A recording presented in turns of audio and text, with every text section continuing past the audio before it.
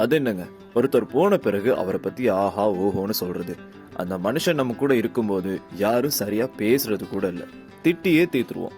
கொஞ்ச நேரம் அவங்க இல்லைன்னா அவங்கள பத்தியே கொசிப் பேசிட்டு இருந்துட்டு அவர் வெளிநாடோ இல்ல இறந்து போன பிறகோ பாவம் அந்த மனுஷன் நல்ல மனுஷன் இருந்தா நல்லா இருந்திருக்கும் அவரோட நேரம்னு சொல்லி சீன் போட்டு வெறுப்பேத்துறீங்களா? அவரோட துக்க செய்தியை கேட்கிற மட்டும் இப்படி ஒரு மனுஷன் இருந்தாரான்னு கூட கடுகளவும் யோசிக்கிறதே இல்ல. ஆனா நியூஸ கேட்டதும் ஷோக் ஆகுறீங்களா? என்னங்க நியாயம்? இருக்கிறப்போ நாம அதை பத்தி கவலையே படுறது இல்ல. ஆனா அது இல்லாம போறப்ப தாங்க அதனோட வேல்யூ புரியும். லெசன் இன்னைக்கு அவங்களுக்கு நான் நாளைக்கு உங்களுக்கும் சொல்ல மாட்டோமா என்ன? யோசிக்காதீங்க. நீங்க இறந்த பிறகு உங்களோட அருமை பெருமைகளை நான் பேசுறேன். முடிஞ்ச வரைக்கும் நம்ம கூட இருக்கும்போது அன்பா ஆறுதலா 4 வார்த்தை பேசி சந்தோஷமா அவங்கள வச்சிருந்தா நமக்கு குறைய போறது ஒண்ணும் இல்லைங்க.